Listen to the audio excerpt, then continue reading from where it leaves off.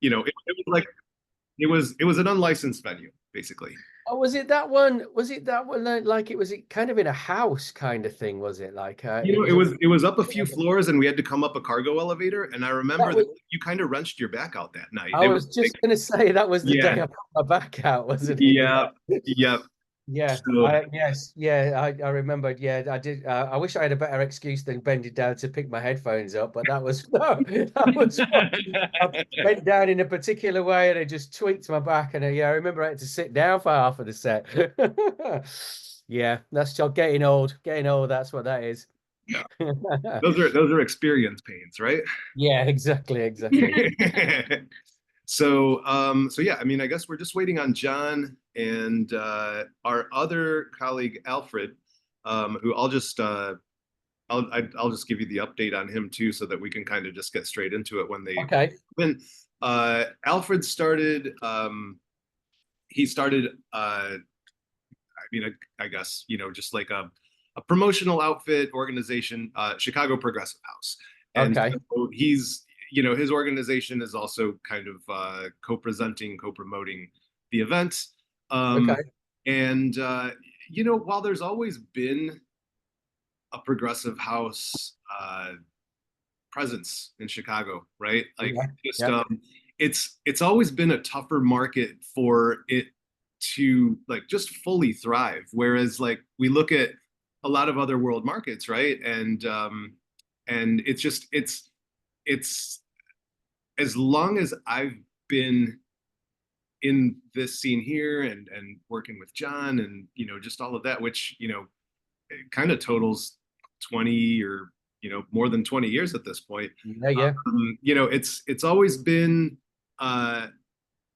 it's been I feel a tougher contender to carry the banner of progressive in this market specifically when you're contending with the birthplace of house and also really Yeah. Yeah. Yeah. techno and Yeah. stuff like that. But where there's a will, there's a way, and we've always made it happen. But it's just a really unique set of circumstances that we're contending with those specific circumstances Yeah. in pushing the genre of choice. Yeah, Chicago's definitely not known for being progressive, is it? I suppose that's the thing you're contending with all that history of house music and lots of techno come out. Well, I suppose Detroit has more of the techno thing, but so yeah, progressive. The progressive scenes, I suppose, in the US have been in other cities or been more well known to be in other cities. But having said that, I played in Chicago. Hi, John, by the way. Hello. What's up, Dave? Long You time no gentlemen, see. How you doing? You okay? But as this man will testify, I've played many times over in Chicago over the years, and so there has, like you say, there has definitely been a progressive thing going on in Chicago, and it's been well supported over the years. Obviously we've had our ups and downs, but yeah, I mean, God, first time. Well, yeah, we're over 20 years in, like well over 20 Right, years in, right, maybe right. yeah, maybe nearly When 30 years, to be honest. Yeah. Well, John, do you remember what the first year was that you booked Dave to play in Chicago? I mean, because we can kind of dive into a little bit of musical history, between the two of you guys, because I think that's a really unique thing. I mean, it's John's been kind of behind repping just electronic in general since the first wave invasion of it. Yeah, I mean, obviously, like there's the birth of house and all of that in which it evolved into on a global scene and all of that, and John was around for that too, but yeah, uh but at least when um I started coming to shows and in kind of late 90s early 2000s, John's Pure Future outfit were really the ones that were pushing things forward in terms of yeah. all the acts that I wanted to see and all of Red that. No, right? Red No would have been first one, right? With you guys, I think. Would I'm it? thinking about it's interesting like when you talk about just progressive house and how it fares in Chicago. I think it actually fares pretty well in Chicago. It's just that it keeps changing and morphing. The thing Yeah. is that if you go far enough back, there was a time when people weren't calling it that, and it was just like all that stuff was coming out on like Hooch Tunes and whatnot. It was like Yeah. just house music for a while until all the monikers came out, and all the like different stratification between the like genres and whatnot.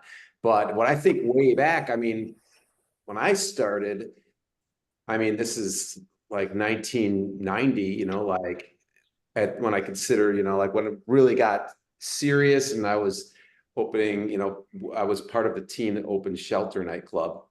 And it was only like, a couple of years, like maybe 3 years or so into the 90s when we brought John Digweed out. And John was playing like Delight and stuff like that. I actually remember recording the set, and I ended up giving it to him much later, but it had everything on it. It had like Plastic Dreams and, like some Delight stuff. And it was just sort of all jumbled together. And it was kind of like before like all those like monikers came out. And I think the first time that you came out, was that Red No 5? Because I remember you came, I'm pretty sure, didn't you play with? I came one time before that. I can't remember who it was I played for. It's like probably about 95, 96 maybe. Because I think the first time I came to play for you at Red No would have been 98, maybe, was it? Yeah. Was it? Yes, I mean around there. Yeah, right around there. And we I did remember quite a few years together. I like at Red No. I think 3, 4, 5 years maybe at Red No before we moved on. Is that right? we had some like I still have some of those posters in my house. It's interesting, like 2001, and it was like Lee Burge, Richie Houghton, Tiesto, like all in the basement. It was like what, 150 person room. Yeah. Yeah. Was it that small? I know it wasn't that big. Was it that small? Really? I kind of thought it was that. Well, it was bi-level, and the room downstairs was like 200 people, and you're like cramming them in. So wow. In my mind, it was much bigger than that. Well, it certainly had a much bigger impact on me than 150 people. So yeah, there was some good times down at Red No, I remember. If I remember correctly, keep me honest here, but I did a show at I think the first show at Congress Theater was like in 2004 or something with Sasha, and was it you and Sasha? I think, remember the Congress show with Sasha? I could dig that stuff up somewhere. Yeah, you need to. Mike, do you know what? I have problems remembering what I did last week, let alone 25 years ago. I'm pretty sure it was you and Sasha, and I remember. Yeah, the problem is that this is kind of pre-internet, so you have to really dig around to find it. Yeah, yeah, exactly. Yeah, because after Red No, we went on to.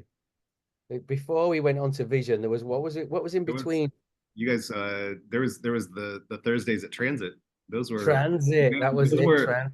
Dude, those nights are what got me fired from my first job out of school, because I was just totally. I'll take the blame on that one. John's Thursday nights, man. It's like I just kept shitting where I was eating. Like I could not. Thursdays, every Thursday till 4 a.m. Like I was crawling into work on Fridays, and like even though I was doing a good job on my team, it was just like they're like, dude, enough's enough. You're out. Yeah. Transit, yeah, that was what I was thinking of. Yeah, and and then from Transit we went on. It was Vision next, right? Or was there before Karma, right? Oh, Karma as well. Yeah, God. There is you're filling in some gaps here. Right, yeah, you kind of have to put. We need to put like a chronology together of all of it. I think that'd be really cool. But like everything was sort of all mixed together. I mean, you'd play, and the next week was Derek Carter. I mean, we have representation. Like that we'd have proper techno going through there, like Richie Houghton and whatnot. So there's proper representation across the board. And if you look at what's happening now today, you know what?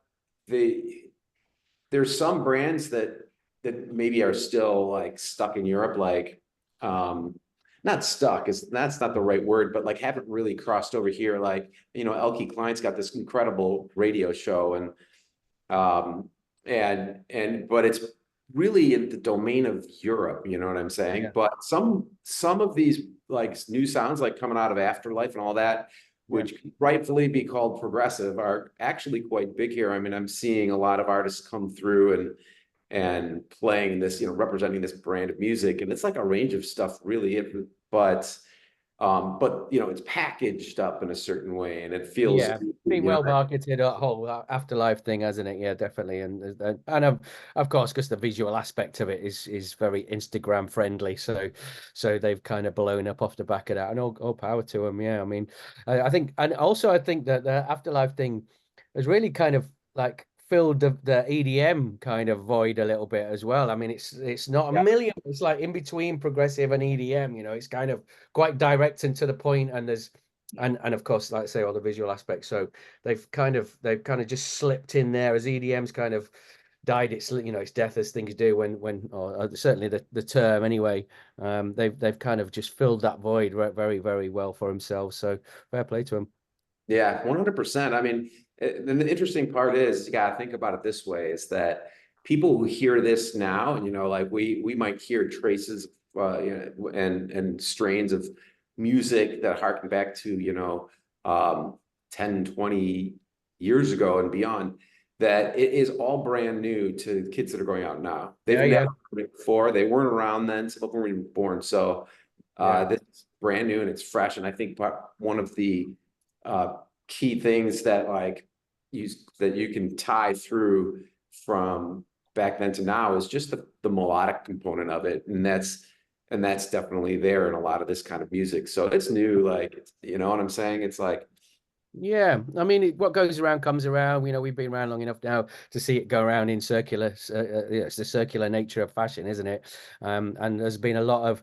It's funny how things like, there was a little while ago there that it felt like it was really very early 80s, early 90s rather, for a bit, and kind of guerrilla style, early progressive house. And then it's kind of got into more Farley and Heller, kind of more, like some of the Elo Escobar things kind of is more that kind of Farley and Heller style. And now we're getting a little bit faster with the BPMs. It's getting towards the late 90s, more of the trancey kind of progressive. It just kind of keeps going round and round and round. But you're right. I mean, look, at the end of the day, this has been going on thousands of years, and people will go out, they'll dance to celebrate life to a tribal drum. And it's just how it's packaged really in terms of, the technology we have available and the sounds that we can make to put on top of it. But it's still very primitive really in its essence. And it's really wild how cyclical it is. I mean, it wasn't that long ago. And the other thing is things are changing so quickly now. The internet, man, the internet, things spread very quickly now. Quickly. And I remember getting, because, I'll get all of this music from these agents who want to book their artists, and I'm listening to it. I'm like, this sounds to me like the Venga Boys. This is like super fast. And it's like, I'm like, so we're back. We're back to the Venga Boys, huh? And it's like, and I'm like, that's back. It's funny enough, I'm going to Ibiza at the weekend. Yeah, and like Trance Daddy and all these guys are playing stuff that's like super fast and like straight up trance. Like, the words get lost in the music sometimes, but but it feels like trance from the days of old. You know what I mean? Yeah. Oh yeah, no, it's like what's old is new again, and it's just repackaged and retitled kind of slightly differently. New generation, yeah. But yeah, no, I mean, and I guess to the point of just getting on this call, really, it's just Dave, you have so much history here in Chicago, and like working with John, and just you've kind of been around for really like a 20 or 20 plus year evolution of sounds. And a lot of things have changed, a lot of things have stayed the same. But for the people that are growing into this genre of music, or really just developing just a more mature palette of sounds and tastes, and all of that, it's just like the more that they learn about things, the more that they want to learn about things, right? It's just like they just really become drawn and just like moths to a flame to like the history and the culture of all of this, right? So it's really cool to be able to be having this conversation with everybody here. And Yeah. Yeah, my boys actually, I've got boys, I've got 18 and 17, and I saw, you know, speaking with some of their friends, they're all fascinated by the sort of late 80s, early 90s, that rave movement of, you know, that they missed out on. They're all like, you know, desperate to kind of hear about it and what was it like. And, you know, so it's funny, like, you know, you spend all this time in your career trying to keep relevant with the new kind of, you know, generations coming through. And actually the way to do it at the moment is to play the old man card. Right? Right? Like I was there right at the beginning. right?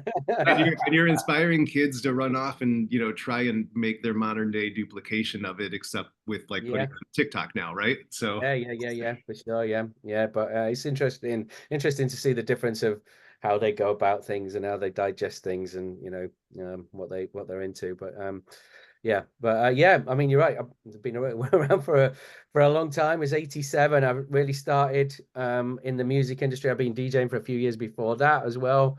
Well, it was kind of just like, you know, in pubs and people's birthday parties and so on and so forth. But so when house music arrived from Chicago in 1986, it's kind of yeah, I was already obsessed with DJing and the whole club culture. I'd been kind of trying to grab as much information as I could, which basically was one page in a magazine that arrived every week. I used to read it 5 or 6 times. That was it. Now it's amazing to think now you could just go on the internet and spend years learning about everything. right. One single page about DJs once a week. And Yeah, like gone are the days, right? Where you had to like if you heard a song out and you're like, oh my God, I need to know what this is. Like you had to go and like it could hound the take you DJ. months. It Yeah, could take months to find out what it was, you know, if the DJ didn't tell you or you couldn't get up right. there or whatever. I mean, you know, how do you find out? You know, you just Yeah. you try to try to go in as many record shops as possible, trying to. I mean, you know, it was fairly easy when I went in and asked, you know, it goes Jackie Birdie, Jackie Birdie. They kind of knew what that one was, but sometimes it's not quite so easy.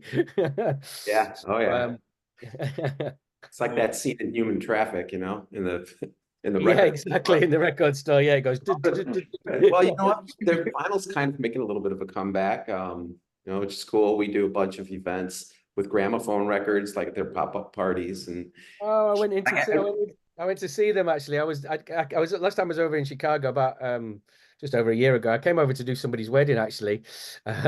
Played a wedding and I went into Gramophone and saw the guys in there. Yeah, I've got back into buying vinyl again. Yeah, I didn't buy it for a long time actually, but I got the during COVID I managed to get it all out of my garage. It was all in storage, and actually go through it all and get organized, and I'm back in the game. I've got the bug again. that's great. And I'm actually seeing a lot of turntables on riders now, you know, and it's just, yeah, it brings me back. I mean, it's like that, you know, Simpsons, like the grandfather, the meme is like, back in my day, we had to bring a milk crate, you know. Yeah, I've just about managed to get like a wall there of There we go. That's what I'm talking about. just enough that it's manageable now. Right. It was a bit out of control. I just couldn't keep, you know, it's too much. So now, yeah, about 6,000 or 7,000 I'm left with, which is just a nice wall, of treasure. Did you ever go? Did you ever I- go to John's place when he had like Yeah. the walls and shelves and like it like John? How I many have seen records it. I did have you seen have? it. Yeah. How many They- records did you have at that point? I don't know, like 20,000 maybe. But I put them back into the ecosystem from whence they came, and when I was moving on, like I just didn't have any space for them, so I brought them back to Gramophone. I'm like, the owner's like, he just name your price, you can have them. Right. I kept the select few, you know. That reminds me, do you ever still release imprints on vinyl when you put music out? Yeah. It's Yeah, we do not so we do like we try to do it on Celador. We do like 2 or 3 vinyl releases a year and put 4 tracks on, like some make EPs of some of the best stuff that we've had out digitally. It's not so easy to do, like, you know, every release on vinyl, but just pick out the best ones that have been the best sellers or the ones we think will work best on vinyl. And yeah, 2 or 3 times a year. Yeah, for sure.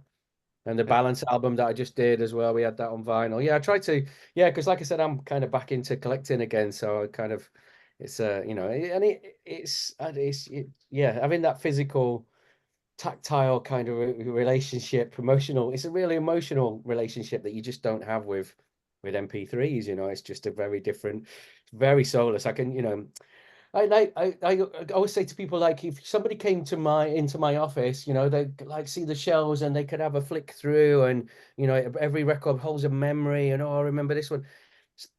Somebody's not going to come to my office and say, can I have a flick through your computer, please, and see what we can find. Yeah. Flick through your MP3 collection on iTunes or whatever. It's not the same, is it? It's not the same at all. So it's nice to see a bit of revivalist, you know, vinyl, you know, the sort of coming back round again, and yeah, I'm all for that. I'm all for like trying to pass that on to the new generation. That is a good thing for sure.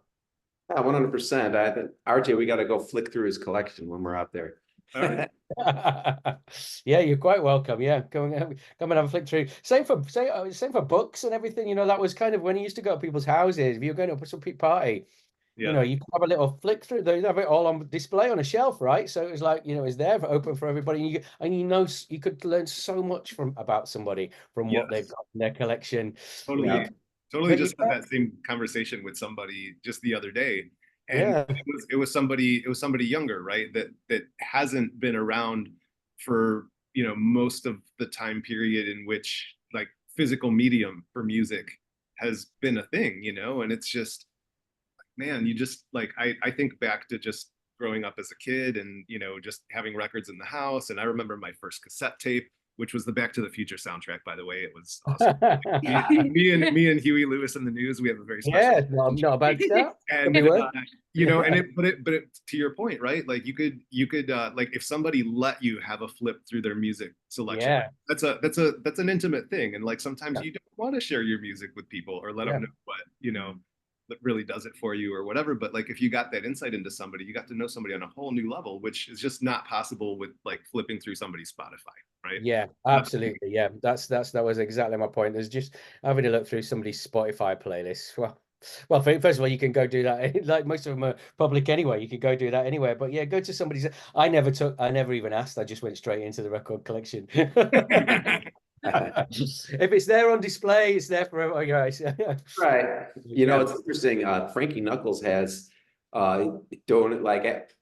posthumously, part of his collection was donated to I can't remember where this is, but it's like you can go there anytime and go look for it, and they have turntables there. He just pulls stuff out, pop the headphones on, and there's, I don't know, at least a few hundred to 1,000 records just sitting there for people to go through, like a library. So that's really cool. Yeah, it's history. You know, it's kind of there forever, isn't it? It's not going to get lost on a hard drive or you know, it's there as a physical collection. It's a museum piece. Yeah. So yeah, it's a tangible artistic bibliography in a way. Yeah, absolutely. You know, it's very, very, and there is, as I say, I've got pretty much every one now, because I did whittle it down during COVID. I kind of got rid of a few thousand that I'd let go of that I didn't need anymore. I thought I'd pass them on. So everything now, every single track I pull out, you know, it holds a specific memory. It'll take me exactly back to a time and a place where I bought it or where I played it, or a specific memory and who I was hanging around with, what my scene was at the time, which obviously music very much has the power to do so. But very much so when you've got it there to hand as a tangible thing, for sure. That's amazing. I'm curious, can we expect any like selections from the vaults when you come to Chicago? Well, I do try to dig stuff out. I've actually been doing some stuff on my Instagram, which seems to be people seem to really like, where I've just been pulling stuff off the shelves and just literally pulling one out and putting it on and doing a post about it and writing a little story about it or whatever. And as I've been doing that, I've been I actually did Bizarre Love Triangle last Friday, and I played it. I played it at the weekend as the last track in Argentina, and people went crazy. It was fantastic. So yeah, it's definitely your post. Yeah, pulling it out. Yeah. So I think that'll be a thing that I'll continue to do. I think I keep pulling them out. I'll get a digital copy and bring it with me. The one thing I don't miss is carrying the vinyl around in record boxes. That's for sure. or leaving it in the hot car. Yeah. Oh yeah. Or the airline losing it. Yeah. All of those things. Much better to just have the USB in that scenario. Yeah. So tell us about your touring schedule lately. I mean, are you staying mostly in Europe or are you basically all over the world? What are you doing?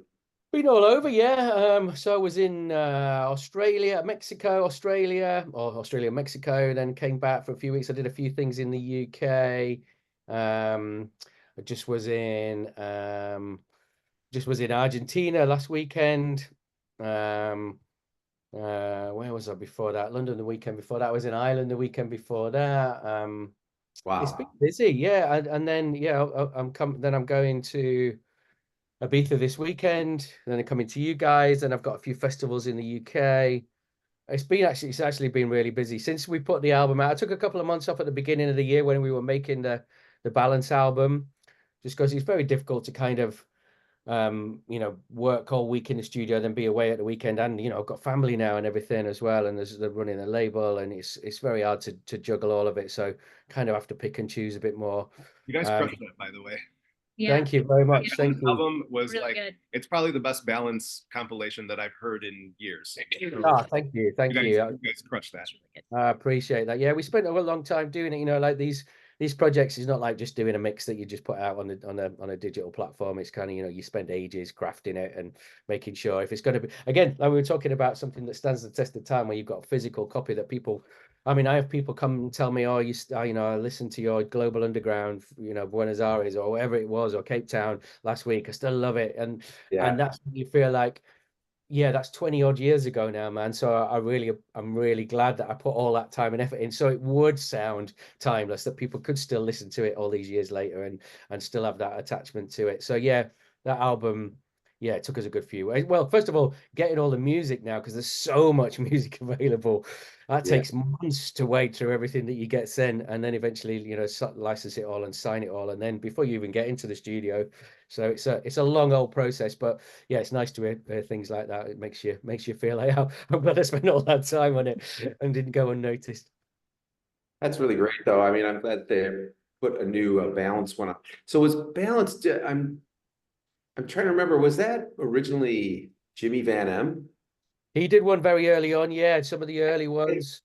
Phil Kay, Jimmy Van M, Dessin did one early on, didn't he? Casey Taylor.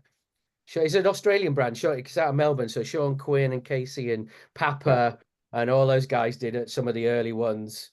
But then, then Lee Burridge, and then it kind of, they've done lots and lots. So it's one of the ones that's still going, and I've never really stopped, to be honest. Whereas GU and Renaissance took some time off. Back, right? I think they're sort of experiencing a renaissance. Speaking of renaissance, yeah, them too, right? Yeah, they've got going again with the album, with the label rather. They've not put any mix compilations out just recently, but GU are back doing mix compilations again. They're back on the City series. They've just put out Anna, and they had Patrice Boyamel before that, and Amelie Lons, and yeah, they're sort of back doing that. But yeah, both of them are actually putting out lots of new music by new artists as regular releases on their labels. And I spoke to both of them recently, actually, and they're both looking to start going back and doing gigs again. So amazing, isn't it? A lot of people kind of that sort of took time off and went off and did other things are all kind of being drawn back to it. Gluttons for punishment. They should know better. Yeah.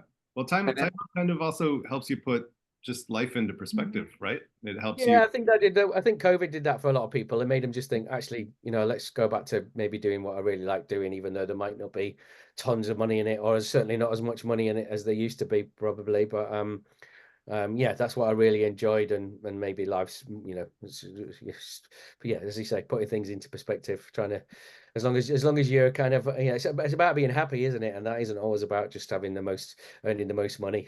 So I think a lot of them are coming back. Yeah, I mean, I was talking with Andrew at Global Underground, and he's like, certainly not earning as much as we used to, but I'm enjoying it, and I think that kind of encapsulates exactly what I'm saying. Yeah. What are in all the years that you've been doing this, what are the things that keep your soul engaged in it, your heart? It does really come back to the music, like every time, because it can be frustrating at times listening to music now. It does sometimes become like a chore because there's so much of it. It's just out of control. It's impossible to keep on top of everything. And so you just do end up, I feel a little bit sorry for new artists that are sending me cold new demos, because although we, you know, there might be an odd morning here and there or an odd hour that I might try and have a flick through. If it lands at the right time at the right place, if I missed a week, then it's very likely that I'm going to be going back to what was in, you know, in my inbox a week ago. And because you're just trying to keep on top of the labels and the art and the producers that you know is out of control, as well as, you know, people and friends and peers that are sending you music. So but having said that, you know, it is that moment when you hear something that's amazing and you can get you up out of your seat and you just like, oh, I can't wait to go and play this to somebody, share this with people at the weekend. So yeah, that is, I certainly there's plenty of things I'm not enjoying. Certainly blaming social media it's not something that I enjoy doing. That is a chore, but obviously the necessary evil these days.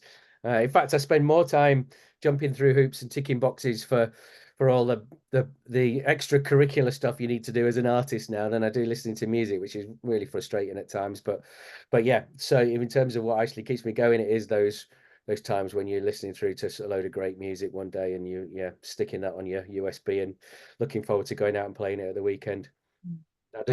When that starts to die, I think that's when it's time to hang up the headphones. But until that point, and as long as people still want to book me and still want to come and listen to me, then yeah, I can't see myself stopping anytime soon. Well, we are all very excited to have you to Chicago and really appreciate you taking the time. Looking forward to making some more memories. And yeah, man, for me, you were like a musical inspiration, and that's always stuck with me. So like that, when, you know, what Kelly said about what keeps it all going, it's really that cross section for music and then the people that come around it. So yeah, on that note, I'm like really excited to reconnect and do it over some tunes and do it the right way. Absolutely. Yeah, people are, yeah, definitely. I agree with that as well. It's not only is it playing the music, but also the social side of it, all the people that you've met around the world over the years and going back and reconnecting and seeing where they are in their lives. And, you know, because we all share a passion and a similar vision, you know, and so to be able to connect with people on that level is always a pleasure. So to be able to travel and actually, you know, have friends wherever you might end up and then go and you know, do what we all love together is yeah, definitely. I'm just on doing an interview, mister. When am I off where? I'll be a little while. Let's go speak to Mum if you need something. That's okay. We're wrapping this up anyway. Okay. We really wait, he'll be wanting to know where his tea is. That's what it'll be. Cool. Well, you're not making dinner yet. Have you seen what time it is? That's what he'll be saying. Well, before we get off, I just want to say hi to Alfred. He was a couple of minutes late. Sorry, we Alfred is, I didn't see you join after, and then we just got wrapped up in chatting away there. No, you're fine. Thank you. Yeah, as I mentioned, Alfred is the guy behind Chicago Progressive House, and like, you know, from my seasoned viewpoint here, like I really appreciate what he's doing because his outfit is just really based on all the right principles. It's super music forward, and he's a really great curator. And so yeah, it's really cool to have him be a part of this as well. Do you have any questions for Dave? Well, wrapping up, but I was just curious of what you've been listening to outside of your normal tunes that you play out. Outside of my normal stuff, well, to be honest, these last few days I'm playing at Pikes at the weekend, which is like an institution really in Ibiza. It's where it's a hotel where, but it's like where Freddie Mercury and Grace Jones and Sade and these people used to have their parties in the 80s. It's where Wham filmed Club Tropicana video around that pool. So I'm playing around the pool on Sunday. They play, you know, music all day. So I've been listening to a lot of down tempo, like Balearic stuff, and digging out of like all sorts of stuff from, you know, old Sade records and what did I get today? Isley Brothers records and like all sorts of old stuff, but also mixing that up with a lot of kind of you know, sort of more trippy kind of ambient-y kind of things as well. So I spent the last 2 days wading through that because that's a whole whole different thing, you know, like, and it takes ages and ages to kind of just try and pick out all of, you know, the best stuff of all that's been around for the last few months, because I wouldn't have actually done that same thing, even though when I'm always picking up bits and pieces of music and putting it into my iTunes as I go. Yeah. I wouldn't have actually sat down and done a set like that for a little while, like probably since the end of last summer. So I've been spending a lot of time doing that, to be honest. That's been my my main focus, apart from, as I say, all the current dance music, which keeps me more than busy. But I also listen to Six Music a lot. Like, there's a station here, BBC radio station called Six Music, which is it's a great station. We're blessed actually with radio stations here. They really mix it up with lots of good new bands and lots of great oldies as well. It's a real, and the curators there, the DJs actually are proper curators. It isn't just you know, whatever the latest hot things that they've been fed by a radio plugger. They really do spend time trying to find new stuff and stuff that's a bit off the wall. So that's kind of a little bit my go-to. I always have that on in the car, which always puts me onto lots of different bits and pieces that I would, you know, not normally discover otherwise. I'll have to check that out. Yeah, you can listen to it online, BBC Six Music. Yeah, Lauren Laverne does the radio show, the morning show. She's always great for lots of different kinds of stuff, which I say the morning show here, it'll be, what time she starts at 7:30. So so it's a nice afternoon set for you. Well, outstanding. I really appreciate everything, Dave. Look forward to seeing you soon.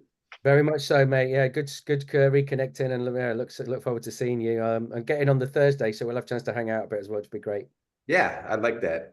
And all of you guys, thank you for putting this together, and we'll see all of you soon. Yeah, thank you, guys. Let me know if there's anything else you need. I'm quite happy to help out. And I know that I need to add you to the ads thing on my Meta, which I need to do. So I've got on my list there. So is that you, RJ, that doing that? You got to click that off the box, Dave. Yeah, I'll do that right now while I'm still before I go dinner. Okay, sounds good. All right, guys, great chatting, and I look forward to seeing you all in a couple of weeks. You got it. Great. All right. Thanks so much. Thank you, guys. See ya. Bye. Bye. Bye.